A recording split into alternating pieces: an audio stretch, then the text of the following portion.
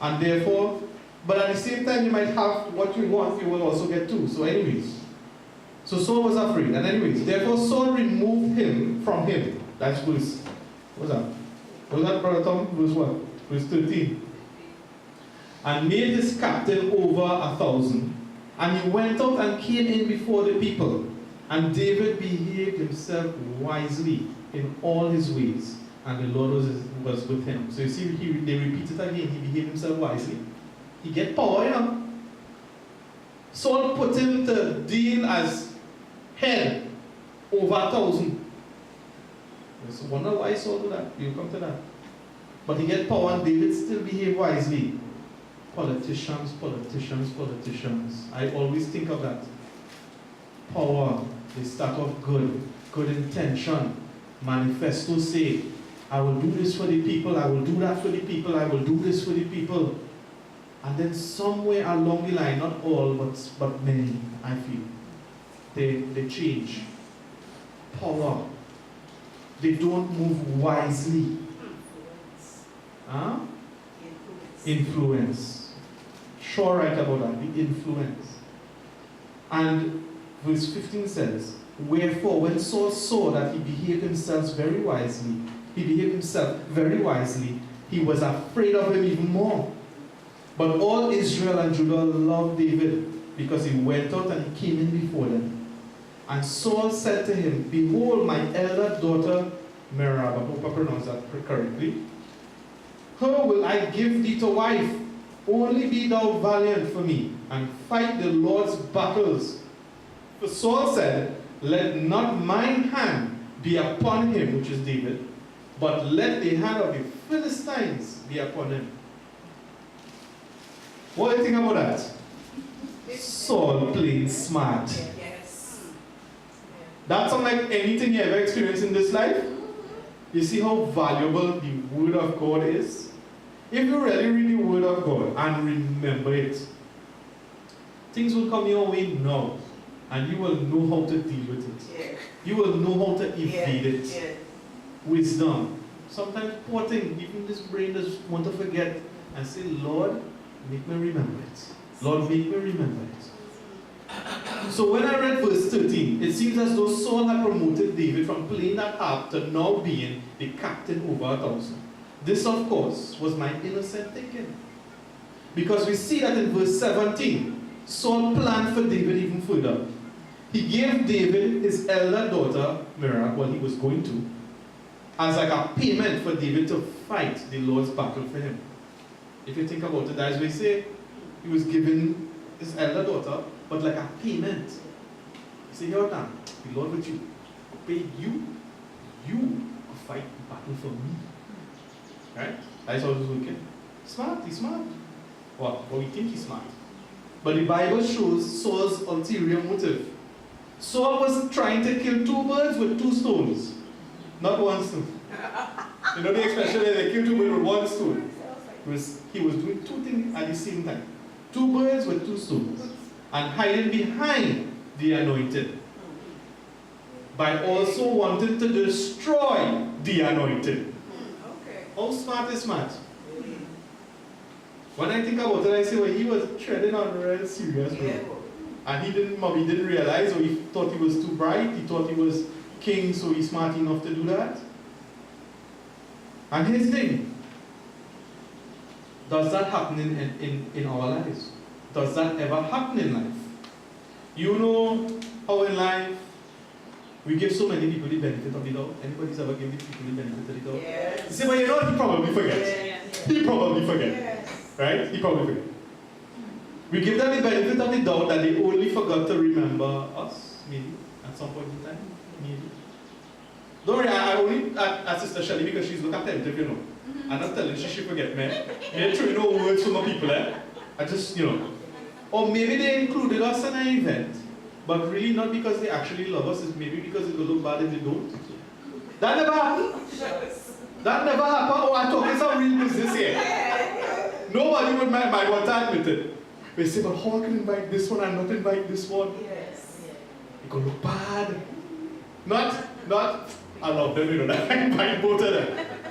You understand what I'm saying? Sometimes it's like that in life, right? And then only afterwards you realize that there was some other motive for inviting, X, Y, and Z, or whatever. And that's just an example. Like they included you so that other people will come. Anybody else ever do that? They invite the celebrity in the club. In the club. For the birthday. Anybody? Yes. Not me. Just telling you from our CRTV. Right. They invite, was he named Pitbull? Is Pitbull? And I know he was popular back then. Me and all the times now, but they invite Pitbull in the club, and then everybody storm me because they want to be, not for you and your birthday party, but for Pitbull. To hear Pitbull. Right? Anyways, I don't know why I chose Pitbull this morning. Really look like I Pitbull sometimes. I think I should one thing. I can't remember now. Anyways, moving on. And anyways, so where did I reach, right? So you realize there's another motive, right? And they have another thing coming. Or perhaps a more sinister motive. They make you do the dirty work for them so they reap the rewards. And then when the timing is right, they try to destroy you. They throw you under the bus. Some bosses are like that. May I have no agenda for bosses, but just let you know, I see before. The CEO will go and fire the person, They send the HR manager. Sometimes the HR manager say, no, but this person's work good. He have a little thing, but he's work good. He's not most perfect, but he's work good. I don't want to fire him. But the CEO and who's the other people I should be calling here? The board of directors say, no, that man needs to be fired. He didn't give me what we want.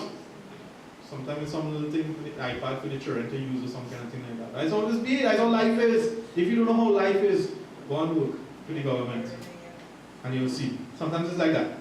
But anyways, and so somebody else had to go and fire and do something wrong. And at the end of the day, now the person get fired, they vex with the HR manager. And I realized the HR manager didn't do it, Somebody else up there do it. Dirty work. On instruction. On instruction. Where the instruction come from? A politician. Where the politician come from? The same people you vote for. It's the same people firing you. Same people you vote for, the same people firing you. Come on, I don't know if I can post up on the internet. I don't want to be assassinated. But anyways, that is real life here there. So you make it do it. And what about in work? Ever had an experience like that? But Brother Tom sounds like he already know what we're talking about here. 1 minute that same person was your friend, Yes. They're working together with you side by side. Boy, I will never leave you, boy. I will be with you, boy. I will back you up, boy. I will back you up. The next minute, bam, that person turn on you. Just like that. Maybe you just didn't. Maybe you come in the morning and you worry about something and he see you and your face looking vexed, but you are vexed with him and he take it like you vexed with him and bam. Yes.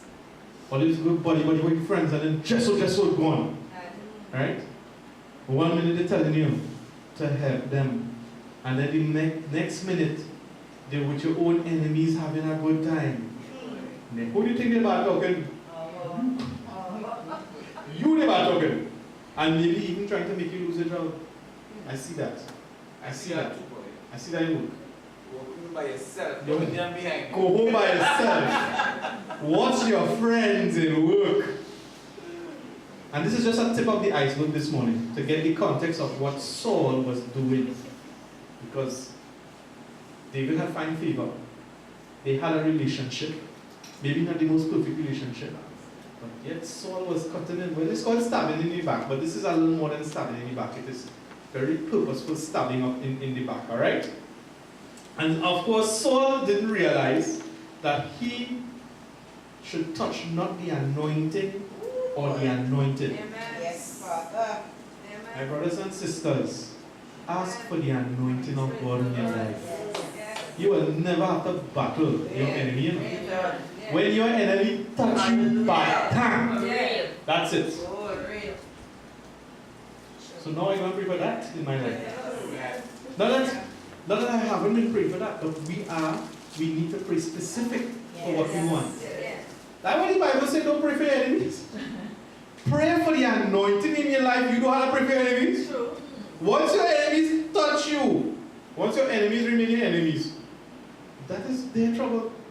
You don't even have to pray. Think about it. Yeah. That is the context I started to realize was God was showing me here.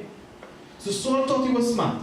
In life, there will be those who will say they are for you, but when reality comes your way, you realize that this is not the case. We all learn that. Well, I could talk about the whole day, but today I will refrain from specifics.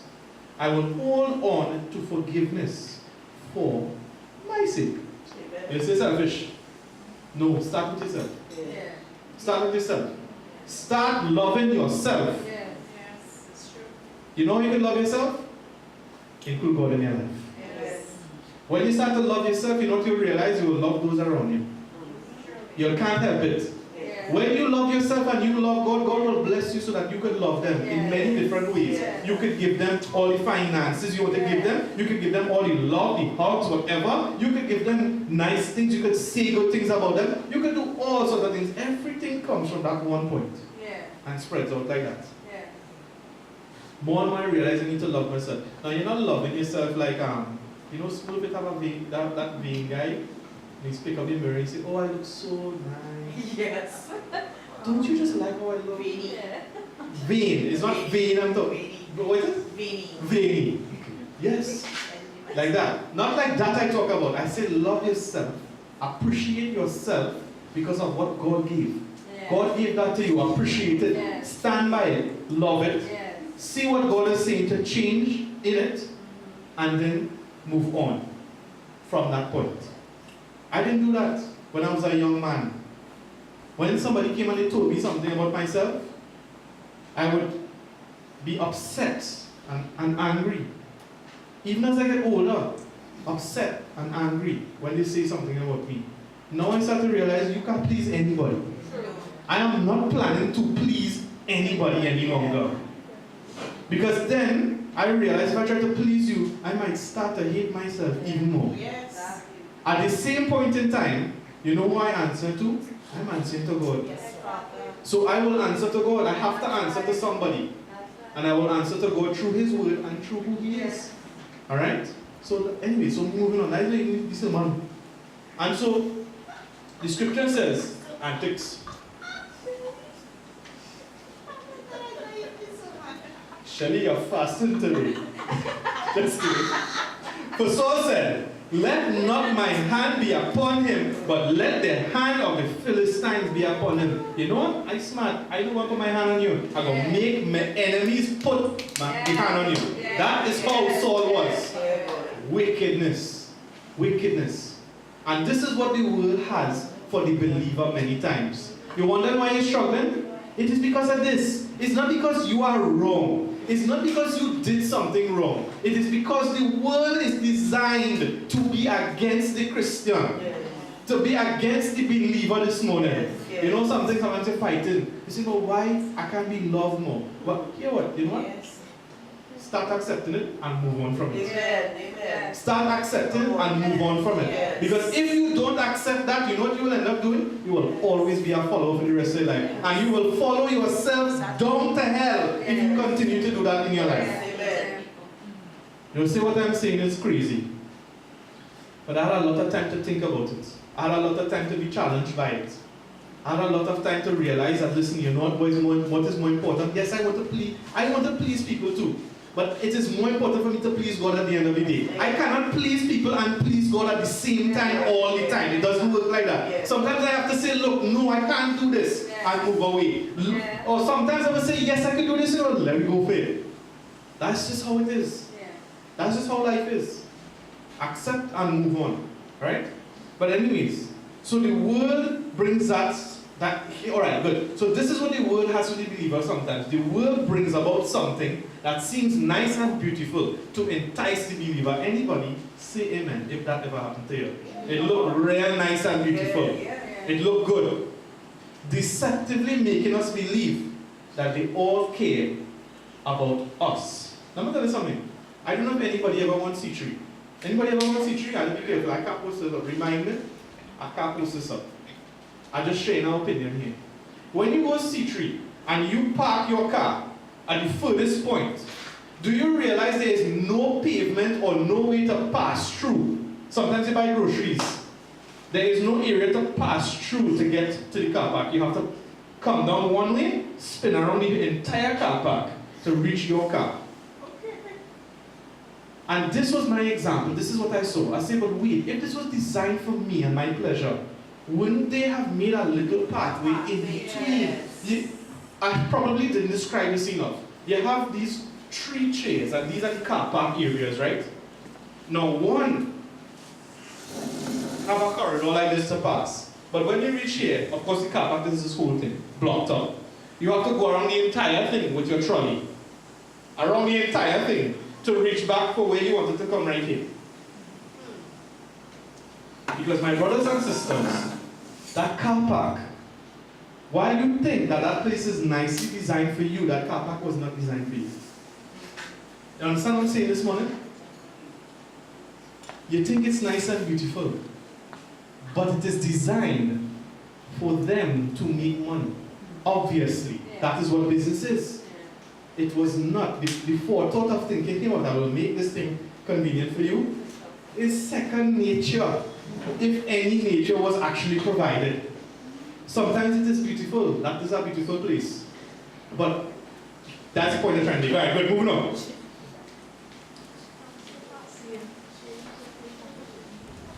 Oh, you bring your lunch, all right, very good. All you can eat on your lunch, yeah? You don't have to feel shame. So when at the back of their intention, it is for their benefit, that's the point. So this happens from our cars, to our cell phones, to our food this morning. Imagine how far this goes. They make these cell phones because it would be a gain for us, right? Yeah. For a company cell phone, yeah, very good. What? Just come on with it, brother. Right, good. So yeah, they make these cell phones because it would be a gain for us to have portable communication, and it revolutionized the world when you think about it, right? But on the other side, the sword is that the signals could be affecting our health and our well-being. Yes. Yes. They put up towers. They have a tower right next to me. I always be concerned about that tower. That tower is literally less than a mile away from me. They pay one man $5,000 to have it in his thing. Them is studying you, and if you could get cancer and you could get this, you know, because the cell phone is more important to 1,000 people. But let me go further than that. It's not the cell phone, it is the mighty dollar that is more important than everything else this morning. Yes. Only see the world for what it really is. Yes. See the world for what it really is. I had no choice in them putting that cell phone. In fact, if I were to go to fight a case for them to move that, they would say, where's your proof? Yeah? Don't mind it have radiation and thing. They will say, here what, you know what, that doesn't get nobody sick. Well, they don't get nobody sick in one day, but imagine 20 years down the line, what that could do to your body. Yeah. You know, down to the radio stations, you know, all now, we had 97.1 and 105 point whatever and all these different things passing through our system. You think that doesn't affect us? It affects us. My brothers and sisters, be aware of what is going on. If I could have put something to block it, the only thing to put to block it is lead, which I don't really want to deal up with. Lead is dangerous fit. But lead could block the radio waves and so forth. But I believe if you could put something to block that, you will live an extra few years. Now that they have concentrated radio, it's not just a cell phone tower, you know. You see this thing? I always say I wish there was a case I could put this thing in so it could block from the body itself. Yeah. And I need to start to do that. I need to actually start to remove my phone because the phone was not intended to be within any distance. They say that when it's tested, it's supposed to be tested at least a foot away from you. In most cases, only when you're using the phone, you use the phone, you put it back a foot away from you or more.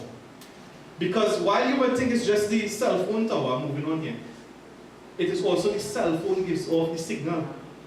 So it's not the problem, it's just not that. The problem is more than that. But anyways, it is designed for something good, but it also gives something bad. And yet somehow they stamp them as safe without giving warnings and guidelines on the usage. You ever see a warning, they say on the phone, warning, this thing has so much radiation, or it could cause possible side effects, whatever. When last you see the phone is in a nicely packed white box, beautifully with some gold writing on it, gold trim, nice colors, so forth. It looks beautiful, not so? It works beautiful, not so? Right. What about our food? The same thing. They make the food tasty so that it could sell. We have a responsibility, you know, to make sure our people, food places, yes, you want your food to sell, but you have a responsibility too. Because I'm reminding you now, you could also be killing people if you put too much of something and they don't need too much of it. Be responsible for them, they wouldn't know. They're just buying anything, not realizing. You see how far it goes sometimes? How far we have to be responsible. You don't know if God is going to ask you, why did you do this? So do it the right way. Amen? Sister Sabi, I'm watching you, but it's not because of pain. Okay, watch Sister Suzanne too, because I know she needs food business too. But get a little food from your own people, right? So, Sister Sabi, Sister Suzanne. Alright? Brother Aaron. Brother Aaron! Oh, sorry, Brother Aaron. Sorry about that, Brother Aaron. Right. So the food. But yet the sword is that the food contains chemicals, even too much nutrients. Imagine that, too much nutrients. That we could become addicted. Anybody very care say get addicted? Yeah. I wonder. I just wonder what in that spicy food. MSG, yeah, and I feel something else. I tell my mother I think it's cocaine. Something is making it taste good, I don't know what. I wish I had something to test, but anyways, the nutrients. So they become addicted, they become unfit. Prime example of that. Prime example. Sick when we consume it. I'm not claiming sickness, I'm just saying I'm unfit. And that is not all. I cannot read the entire story for you this morning, but Saul continues to slyly destroy David by blessing him. He was looking like he blessing him, but he was slyly trying to destroy him. In fact, Saul ended up not giving David Miriam, but gave her to another man. And you know how funny life is it? The Bible says that, I hope I'm pronouncing this name correctly, Michal. I would assume that's how you would pronounce a female name, right? But it could be Michal, M-I-C-H-A-L. Another one of Saul's daughter end up loving David. How ironic is that? How ironic is that? And Saul said in verse 21 that he would give her to David to snare David. Miriam was already given away. Just like that. He said, we'll give her to David to snare. Verse 25 says this, and Saul said, thus shall ye say to David, the king desireth not any dowry, but 100 foreskins of the Philistines, to be avenged of the king's enemies. But Saul thought to make David fall by the hand of the Philistines. Right? And this is 26, and when his servants told David these words, it pleased David